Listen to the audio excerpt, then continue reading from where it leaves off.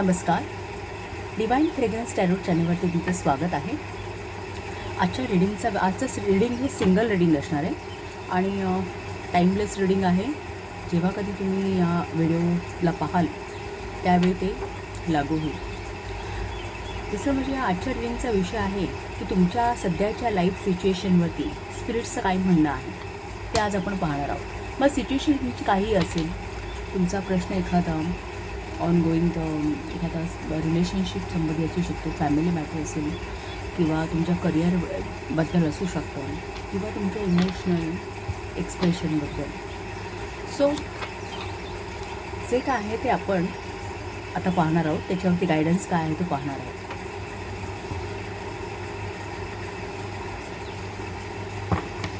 So एक वेगळी पद्धत मी आज वापरणार आहे. तुमचा प्रॉब्लेम कुठल्या विषयाशी आहे,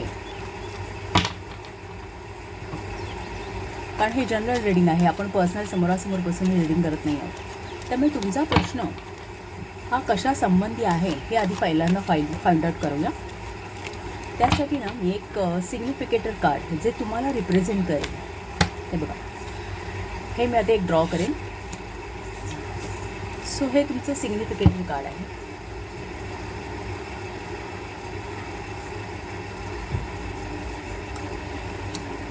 तुम्ही एखादी शांत व्यक्ती, अभ्यासू व्यक्ती आहात, एक इंट्युटिव्ह आहात. कदाचित डिवाईनचं कनेक्शन असू शकतं तुमच्याशी आणि आयुष्यामध्ये चांगलं वाईट हे बघून मार्गक्रमण करण्याची तुम्हाला सवय असावी.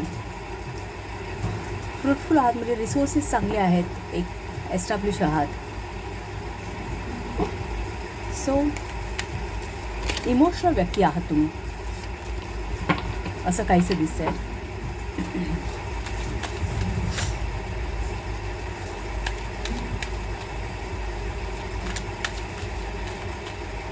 सो हे तुमचं सिग्निफिकेटर कार्ड आहे.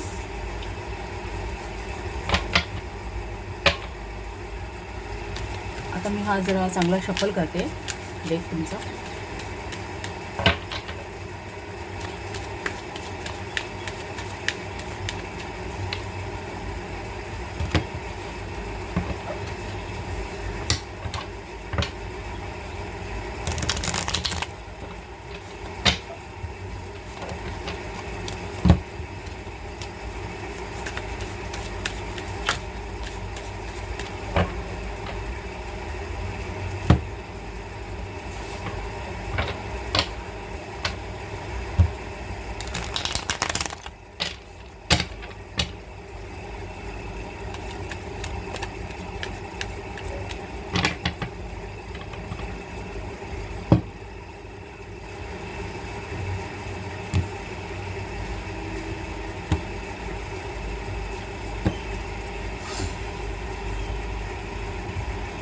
सो यामध्ये 4 पाईल्स तयार केले आहेत. आता यामध्ये कुठे तुमचं सिग्निफिकेटर कार्ड मिळतं ना ते बघावं लागेल आपल्याला.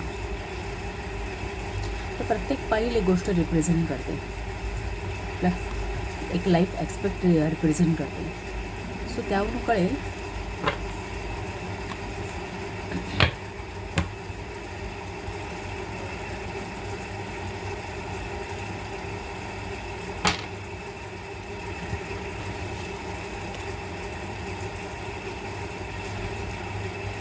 सो या थर्ड पाळीमध्ये तुमचं कार्ड मिळालेलं आहे, सिग्निफिकेटर कार्ड मिळालं आहे.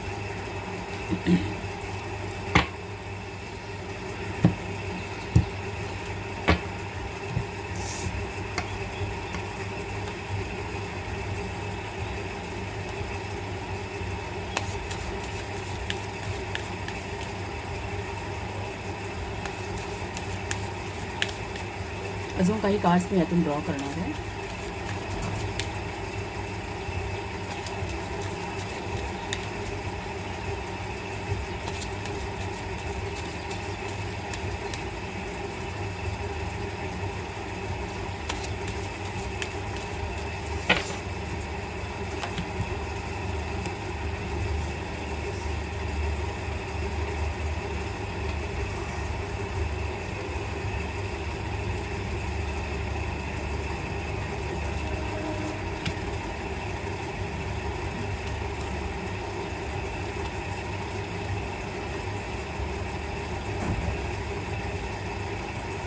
Bottom of the deck 4 of swords.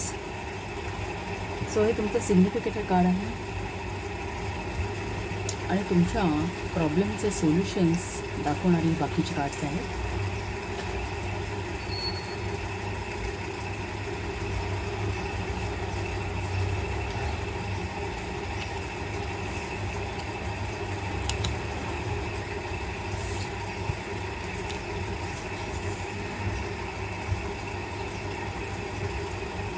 त्याचं आपण रीडिंग करू.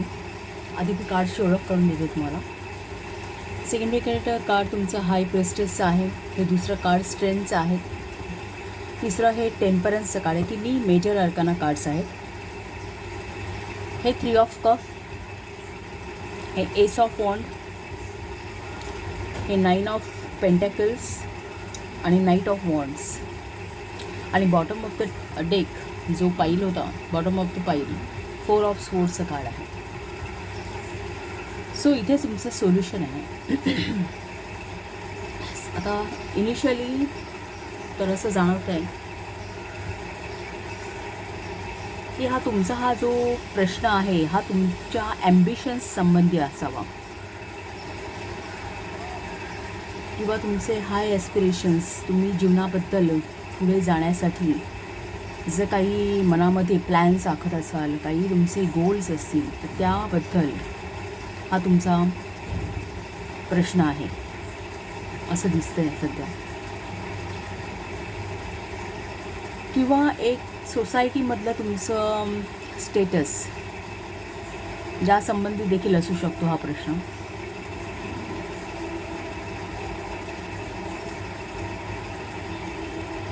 किंवा सध्या एखादं कॉन्फ्लिक्ट तुमच्या आयुष्यामध्ये आहे आणि त्याचं रिझोल्युशन तुम्ही शोधताय. एखादं काहीतरी गोंधळ आहे, एखादं मतभेद आहेत कुठेतरी कुठल्या तरी बाबतीत क्षेत्रामध्ये आणि त्याचं एक रिझोल्युशन शोधण्याचा तुम्ही प्रयत्न करताय. काहीच्या बाबतीत असं असू शकेल कुठेतरी तुम्ही एक आयुष्यामध्ये डिसअपॉइंटमेंट झालेली आहे तुमच्या आयुष्यामध्ये, जे म्हणजे तुम्ही एक्सपेक्टेशन ठेवल्या होत्या एखाद्या बाबतीत आणि तेवढं तुम्हाला त्याचे रिझल्ट आलेले नाही आहेत. त्यामुळे एक प्रकारची डिसअपॉइंटमेंट किंवा इम्बॅलन्स झालेलं आहे तुमच्या लाईफमध्ये. काहींच्या बाबतीत असं असू शकतं. सो हा एक ॲस्पेक्ट आहे की जो ह्या फाईलमध्ये कवर होतो. सो मे बी यापैकी एखादा प्रश्न तुमचा असू शकतो.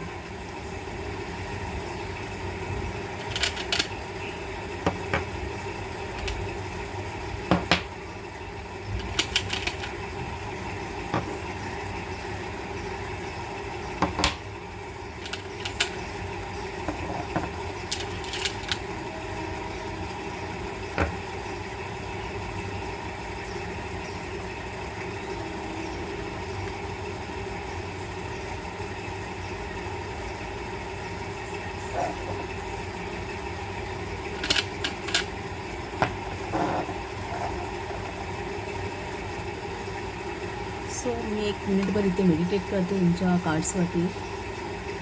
काय मेसेज आहे स्पिरिटचा तो आपण बघता येईल.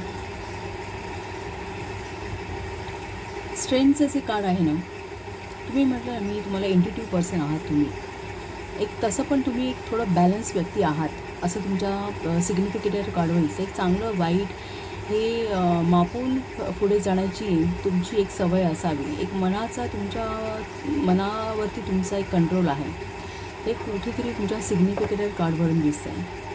दुसरं स्ट्रेंथचं कार्ड जे आलेलं आहे ना, स्ट्रेंथचं कार्ड एक दाखवतं की तुम्ही थोडीशी तुमच्या प्रॉब्लेममध्ये जो काही आहे तुमचा इश्यू त्याच्यामध्ये तुम्ही थोडीशी डिप्लोमसी वापरली पाहिजे. कदाचित तो एखादा कठीण प्रसंग असू शकतो की सहजपणे हाताळण्यासारखा असणार नाही आहे असं दिसतं आहे. पण एक तुम्हाला तुमचं मनाचं एक स्ट्रेंथ वापरावं लागेल. मेन म्हणजे तुम्हाला स्वतःला पावित्र्य तुमचं वापरावं लागेल. एक स्वतःची क्लिअरिटी असायला पाहिजे. एक इनफॅक्ट सिग्निफिकेटर कार्डवरून सुद्धा दिसतं एक म्हणजे एक मन पवित्र आहे तुमचं असं काहीसं दिसतं आहे सिग्निफिकेटरवरून. सो ते तुमचं मनाचं पावित्र्य तुम्ही या दोन्ही कार्ड्सवरून दिसतं मला की मनाचं पावित्र्य हे तुम्ही मेंटेन केलं पाहिजे. तुमचं मन कुठल्याही या सिच्युएशनमध्ये, लाईफ सिच्युएशनमध्ये कलुषित होता कामा नये. मग प्रॉब्लेम कितीही मोठा असो, एक स्वतःचं त्या एखाद्या परिस्थितीशी झगडताना काही वेळा काय होतं, माणसं आरपार अंतरंगात बदलून जातात. त्यांच्या ज्या मूळ सवयी असतात किंवा एक एक एक जो हळवेपणा असतो आयुष्यामध्ये, किंवा एक मनाचा हळवेपणा असतो, किंवा एक चांगल्या गोष्टी असतात, चांगल्या सवयी असतात, त्या काही वेळा बदलून जातात त्या परिस्थितीशी झगडताना, किंवा एखाद्या व्यक्तीशी काही कॉन्फ्लिक्ट असेल तर त्या व्यक्तीशी झगडताना. तर ते होता कामा नये. असा कुठेतरी एक मेसेज आहे इथे की तुम्ही एक तुमच्या मनाचं पावित्र्य या कुठल्याही सिच्युएशनला अगदी निकाल लावताना तुम्ही तुमचं मेंटेन केलं पाहिजे पावित्र्य. तुमचा जो काही इंटेलिजन्स आहे, जे काही तुमचं ज्ञान आहे त्या गोष्टीच्या बाबतीत, त्या परिस्थितीला हँडल करण्यासाठी, ते ज्ञान पुरेपूर तुम्ही वापरलं पाहिजे. दुसरी गोष्ट, डिप्लोमसी वापरली पाहिजे. कुठलीही कठीण गोष्ट वापरताय तर ती आपल्या दिशेने कशी वळवून घेता येईल याचा आधी पहिल्यांदा तुम्ही विचार करायला हवा. ती प्रेमाने कशी वळवून घेता येईल, हा तुमचा अप्रोच आहे ना, हा तुमचा थोडासा इमोशनल असायला हवा त्या परिस्थितीकडे, असं कुठेतरी स्पिरिट्सचं म्हणणं आहे. की तुम्ही ते मनाचं बॅलन्सिंग प्रॉपर केलं पाहिजे. किंवा तुमची जी काही सिच्युएशन असेल तर तिथे तुमचे जे रिसोर्सेस तुम्ही वापरणार आहात, मग रिसोर्सेस काही असू शकतात, एक मटेरियल रिसोर्सेस असतील, किंवा तुमचे स्वतःच्या स्किल्स असतील, किंवा स्वतःचे एफर्ट आहे, किंवा एक मेंटल स्ट्रेंथ असेल. जे काही रिसोर्सेस तुम्ही वापरणार आहात त्याचं प्रॉपर मॅनेजमेंट असायला पाहिजे. ते बॅलन्सिंगमध्ये तुम्ही बॅलन्सिंग केलं पाहिजे त्याचं.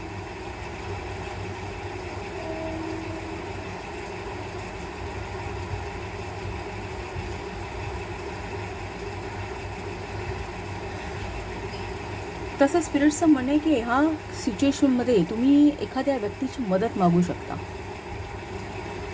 जी व्यक्ती तुम्हाला जवळची वाटते, मे बी तुमचे नातेवाईक असू शकतात, किंवा एक ऑफिशियल लेवल एखादा कलिग असेल, किंवा मे बी त्या दृष्टीने त्यांची एक मदत घेऊनसुद्धा तुम्ही पुढे जाऊ शकता.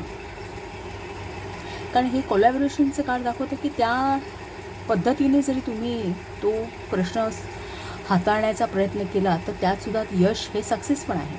सक्सेस मिळण्याचे चान्सेस आहेत, बऱ्यापैकी आहेत.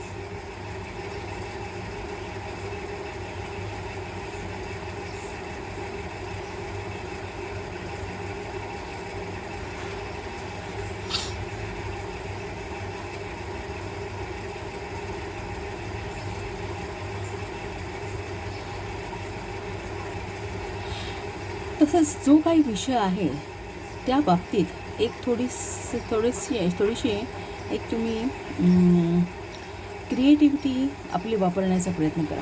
एक क्रिएटिव्ह पद्धतीने हाताळण्याचा प्रयत्न करा. काहीतरी नाविन्य आणण्याचा प्रयत्न करा. कदाचित एखादी कल्पक आयडिया तुम्हाला सुचेल आणि त्या प्रश्नावरती मार्ग निघू शकेल, असंही होण्याचे चान्सेस आहेत. तुमची इमॅजिनेशन थोडी वापरण्याची तुम्हाला गरज आहे. त्याच्यावरती त्या गोष्टीचं एक फायनल आउटपुट कसं असायला हवं हे थोडंसं एक व्हिज्युअलाइज करा तुम्ही नजरेसमोर.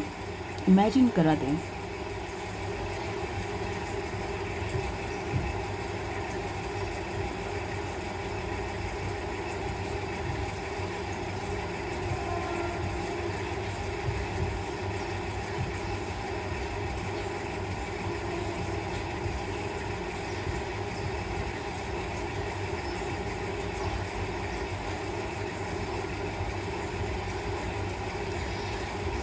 नाईन ऑफ पेंटॅकल्स आणि नाईट ऑफ वॉन्ड्स ह्या दोन्ही कार्ड्सवरून असं दिसतं आहे की तुम्हाला लवकरच त्या प्रश्नाचं उत्तर तुम्हाला इझिली मिळू शकेल.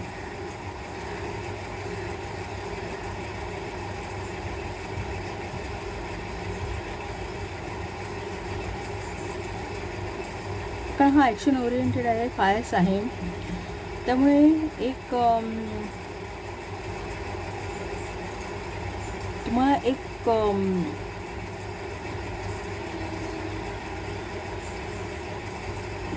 त्या प्रश्नाचं उत्तर तुम्हाला लवकरच, तुमच्या रिझोल्युशन लवकरच मिळू शकेल.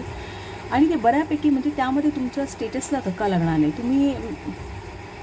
तुमची बाजू ही बऱ्यापैकी सेफ असेल, सिक्युअर्ड असेल आणि तुमचं काही नुकसान होणार नाही. इनफॅक्ट थोडा फायदाच होईल असं कुठेसं दिसतं आहे.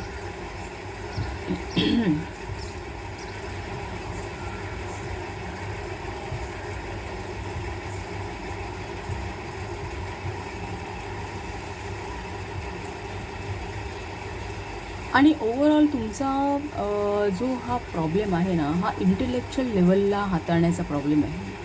म्हणजे ज्या पाईल्समध्ये तुम्हाला जे तुमचं सिग्निफिकेटर कार्ड आलं आहे ते पाहता तुमचा हा प्रश्न इंटेलेक्च्युअल लेवलवरतीच सॉर्ट आउट होणार आहे.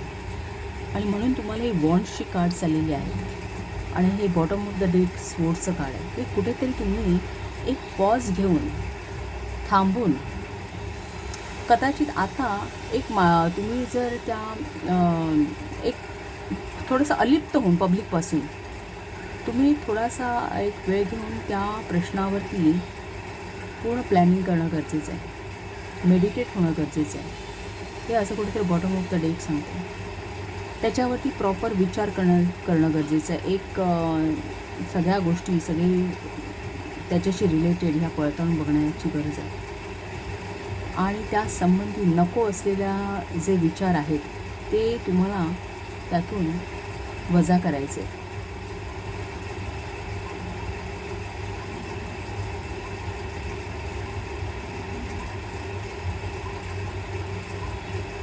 तर हा तुमचा जो प्रश्न आहे ना, हा इंटेलेक्च्युअल लेवलवरतीच सॉर्ट आउट होणार आहे. सो तुम्ही पहिल्यांदा इमॅजिन करायचं आहे की तुम्हाला कसं त्याचं परिणाम हवेत ते व्हिज्युअलाइज करायचे. आणि एकदा तुम्ही व्हिज्युअलाइज केले ना की त्यातून तुम्हाला मार्ग सापडत जाईल.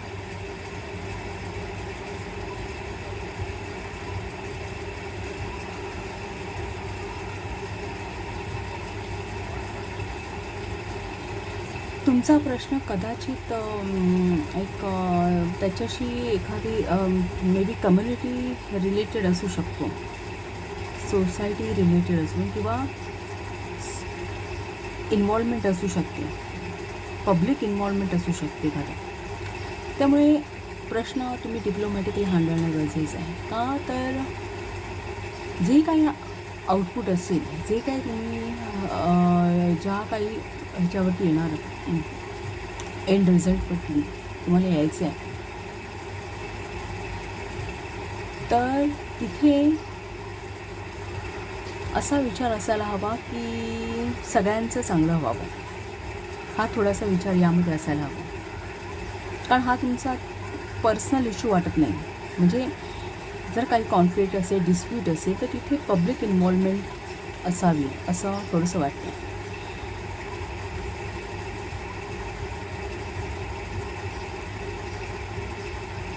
त्यामुळे तुमच्या प्रश्नावरती जर आपल्याला रिझोल्युशन काढायचं असेल तर तुमची थिंकिंग प्रोसेस त्यावरतीच जास्त भर द्यावा लागेल तुम्हाला.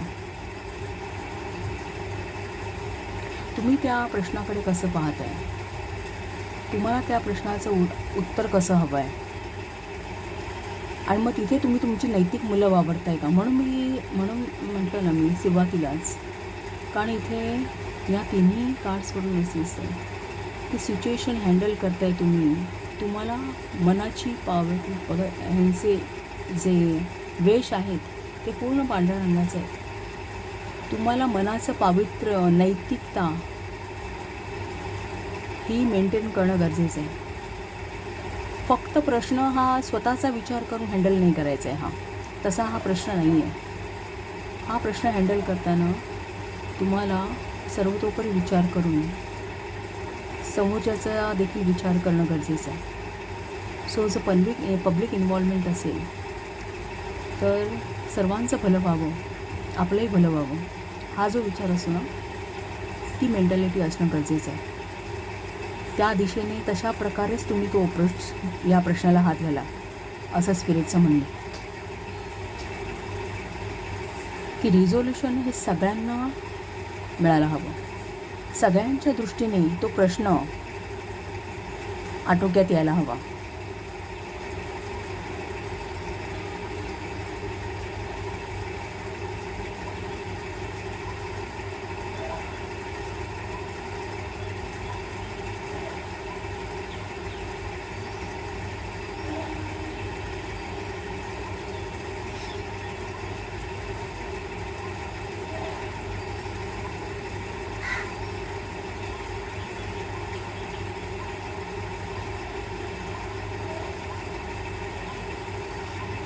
तुमच्या प्रश्नाचं उत्तर हे तुमच्या थॉट प्लेनमध्ये आहे. सो तुम्ही त्यावरती प्रॉपरली विचार करा, सगळ्या बाजूंचा विचार करा, सर्वांच्या फायद्याचा विचार करा, इन्क्लुडिंग तुम्ही. आणि असं असल्यानंतरच एक स्टेबल सिक्युअर्ड रिझोल्युशन निघेल आणि एक तुम्हालासुद्धा एक सेफ्टी सिक्युरिटी असेल असं दिसतं इथे. दोन्ही बाजूला बॉन्ड्स आहेत. So you have to use your imagination power to solve this question.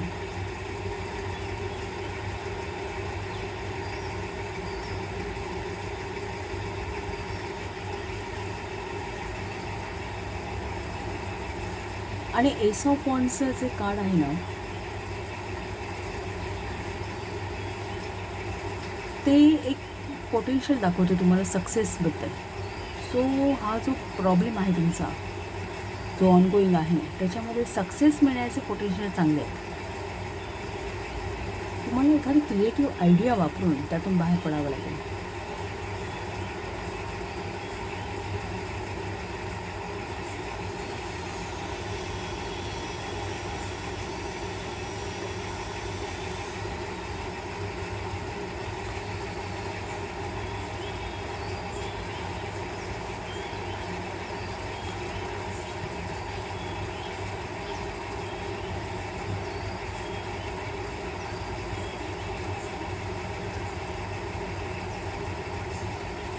आणि ती जी आयडिया तुम्ही वापराल, एक चांगला विचार करून त्यावरती तुम्हाला एखादा फ्रुटफुल आयडिया सुचेलही.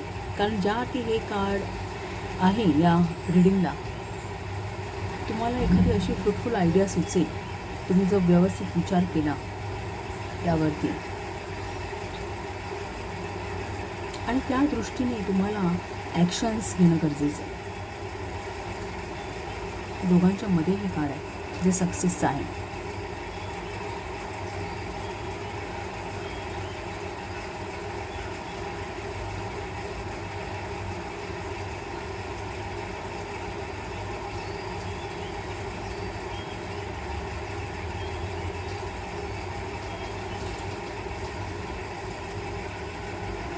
आणि हे कार्डसुद्धा दाखवतं एखादं मॅटर जाणं, म्हणजे जो काही प्रॉब्लेम आहे तो जातो आहे तुमच्या आयुष्यातून. ती फर्टाईल आयडिया तुम्हाला येते आहे, तुम्ही त्याच्यावरती वर्क करताय आणि तो प्रॉब्लेम तुमच्या आयुष्यातून निघून जातो. एक कुठेतरी ही सिंक्रोनिसिटीसुद्धा आहे आणि ती तुम्हाला प्रॉस्परस करून जाते, तुम्हाला सोल्युशन देऊन तुम्हाला सेफ करून जाते, सिक्युअर्ड करून जाते. सो हा ओव्हरऑल गायडन्स मला यातून दिसतो आहे. सो जो काय आहे तुमचा प्रॉब्लेम तो डिप्लोमॅटिकली हँडल करा. कारण मे बी एक सोशल लाईफ तुमचं अफेक्ट होणार असेल, त्यामुळे असं यावरून दिसतं आहे. सो बेस्ट लक. आणि रीडिंग आवडलं असेल चॅनलला शेअर करा, सबस्क्राईब करा, लाईक करा आणि पुन्हा पुन्हा भेटत राहा असेच.